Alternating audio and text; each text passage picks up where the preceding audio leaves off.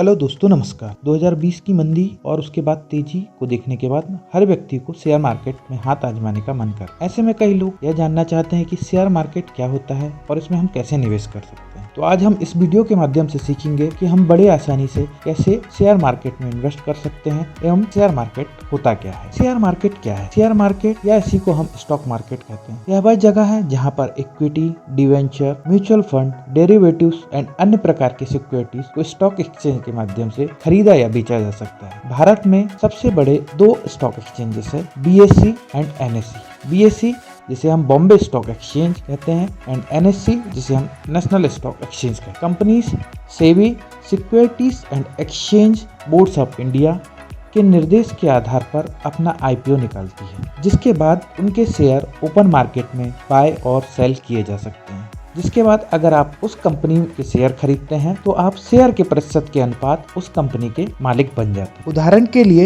एक company ABC limited ने 1 lakh share के पब्लिक इशू निकाला। अब लिस्टिंग होने के दिन के बाद आप उस कंपनी के 1000 शेयर खरीद लेते हैं, यानी आप उस कंपनी में लगभग 1% के लाभ के हिस्सेदार बन गए हैं। अगली वीडियो में हम जानेंगे कि पब्लिक इशूज क्या होता है और उसमें हम कैसे निवेश कर सकते हैं, IPOs में हम कैसे निवेश कर सकते हैं। अभी हम जानते हैं शेयर बाजार कैसे काम करता है। शेयर मार्केट क्या है समझने के बाद अब हम जानते हैं यह कैसे काम करता है। यह बड़ा ही आसान है। इसको जानने के लिए हमें इन 4 चीजों को विशेष ध्यान रखना होगा। लिस्टेड कंपनियां, शेयर धारक जिसे हम शेयर होल्डर भी बोलते हैं, डिमांड एंड सप्लाई एवं मार्केट की परिस्थितियां। इसे सरल तरीके से एक एक करके हम समझते हैं। कंपनियां शेयर्स कैसे इशू करती है। सबसे पहले कंपनियां अपने शेयर्स की स्टॉक एक्सचेंज में लिस्टिंग करवाती है। लिस्टिंग करवाने के बाद IPO लाती है और अपने शेयर्स स्वयं द्वारा निर्धारित किए गए मूल्य पर पब्लिक को इशू करती है। एक बार IPO पूरा हो जाने के बाद शेयर मार्केट में आ जाते हैं और स्टॉक एक्सचेंज एवं ब्रोकर के माध्यम से निवेशकों द्वारा आपस में खरीदे या बेचे जा सकते हैं। अब आपके मन में यह सवाल उठ रहा होगा कि शेयर्स के प्राइस कैसे बदलते हैं, यानी कम या ज्यादा कैसे होते हैं। IPO लाते समय शेयर्स की कीमत कंपनी तय करती है, लेकिन एक बार IPO पूरा हो जाने के बाद शेयर का मूल्य मार्केट की डिमांड एवं सप्लाई के आधार पर बदलता रहता है। यह डिमांड एंड सप्लाई कई तरह से चेंज हो सकती है एवं होती रहती है। चलिए अब इसे समझते हैं। अगर शेयर्स खरीदने वालों की संख्या ज्यादा है बेचने वालों की संख्या से, तो शेयर का प्राइस बढ़ेगा।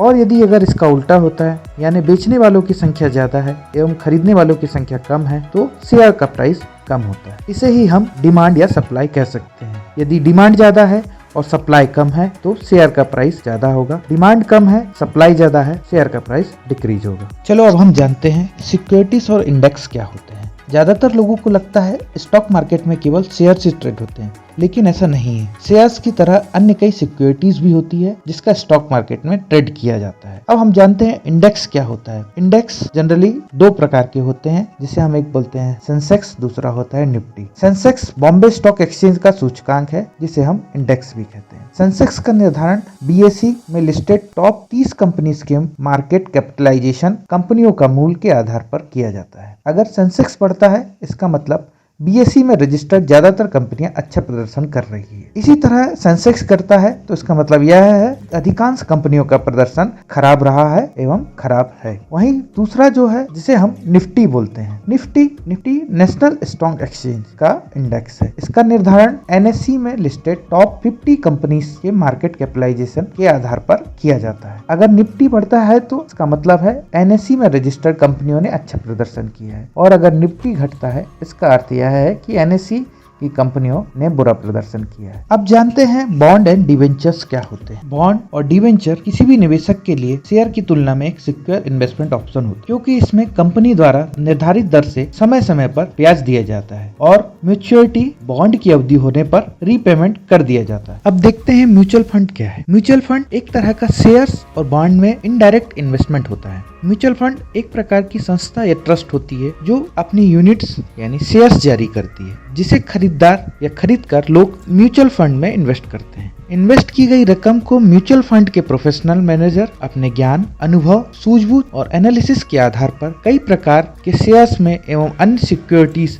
में निवेश करते हैं। म्यूचुअल फंड में इन्वेस्टमेंट का बेनिफिट यह होता है कि प्रोफेशनल फंड मैनेजर सभी एकत्रित धनराशि को अपने ज्ञान के आधार पर सबसे बेस्ट तरीके से निवेश करने की कोशिश करते हैं, जिसके बदले वह कुछ फीस चार्ज करते हैं और आपको इससे एक प्रॉपर रिटर्न मिल जाता है। अब हम जानते हैं SIP क्या होती है। SIP का मतलब systematic investment plan. Mutual fund में निवेश करने का एक तरीका है। इसमें एक मुश्त यानी लमसम निवेश की जगह हर महीने एक निश्चित राशि को म्यूचुअल फंड में निवेश किया जाता है। निवेशक के बैंक अकाउंट को SIP स्कीम से लिंक कर दिया जाता है, जिससे हर महीने एक निश्चित राशि बैंक अकाउंट से म्यूचुअल फंड में ट्रांसफर हो जाती है और उतनी ही राशि के बराबर म्यूचुअल फंड यूनिट निवेशक के अकाउंट में आ जाती है। सरल और ऑटोमेटिक होने के कारण SIP आजकल बहुत प्रचलित है। अगले वीडियो में हम जानेंगे SIP क्या होता है, इसमें हम कैसे निवेश करते हैं और इससे हमें क्या फायदे हैं। डेरिवेटिव्स क्या होती है। डेरिवेटिव्स का अर्थ भविष्य में लेन देन को आज निर्धारित करना होता है, जिसे स्टॉक एक्सचेंज या स्टॉक मार्केट में ऑप्शन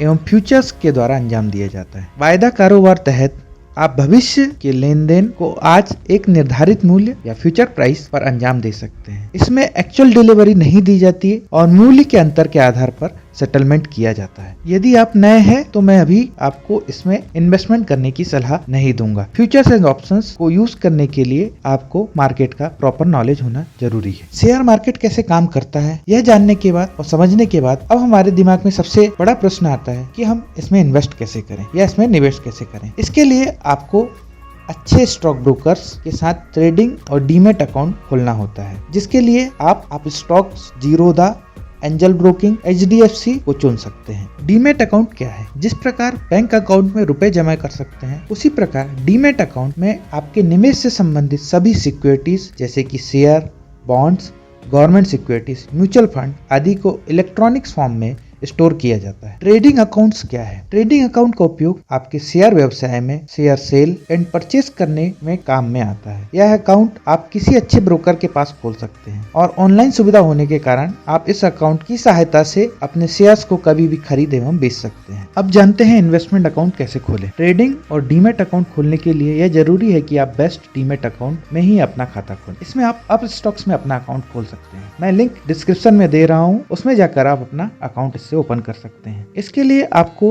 अपने बैंक में KYC करवाने की जरूरत होती है। एक प्रकार से यह खाता आपके फंड्स को मैनेज करता है और इससे जुड़ी सारी जानकारी रखता है। इस अकाउंट को आप बैंक से उसी प्रकार खोल सकते हैं जैसे आप किसी बैंक से सामान्य खाता खोलते हैं। डीमेट और ट्रेडिंग अकाउंट खोलने के लिए आपको जिन डॉक्यूमेंट्स की जरूरत होगी वह है PAN card, address proof, income proof, cancel cheque, 2 passport size photos. इन सभी दस्तावेज को जमा करते समय इस बात का ध्यान रखें इन सभी प्रमाण पत्रों आपका नाम सही एवं स्पष्ट लिखा हो और एक ही तरीके से लिखा हो। इसके अलावा आप अकाउंट खुलवाते समय इन सभी डॉक्यूमेंट्स की फोटोस्टेट कॉपी लगाते हैं, लेकिन आपके पास इसकी ओरिजिनल कॉपी भी रखें जो किसी भी समय वेरिफिकेशन के लिए मांगी जा सकती है। आजकल ऑनलाइन होने की वजह से आप बहुत आसानी से डीमेट अकाउंट खोल सकते हैं। डीमेट अकाउंट या ट्रेडिंग अकाउंट को खोलते समय आप जिन कागजों पर हस्ताक्षर करते हैं उन पर लिखे गए नियमों और निर्देशों को ध्यान से पढ़ें। बहुत से चार्जेस हिडन होते हैं, उन चार्जेस को जरूर पढ़ें। इससे हम कैसे लेन देन कर सकते हैं साइन करने के पहले हमें इसे जरूर देखें। दोस्तों, आशा करता हूँ कि आपको मेरे इस वीडियो से शेयर मार्केट के बारे में बहुत कुछ जानकारी मिली होगी। आने वाले वीडियोस में हम यह सब और डिटेल में देखेंगे। यदि आपको वीडियो अच्छी लगी तो वीडियो को लाइक करिए, यदि वीडियो ठीक नहीं लगी तो वीडियो को डिसलाइक कीजिए, और यदि आपको शेयर मार्केट से रिलेटेड और कुछ भी क्वेरीज है तो प्लीज कमेंट करिए, हम आपको जरूर इसके विषय में जानकारी देंगे। धन्यवाद दोस्तों, फिर मिलते हैं।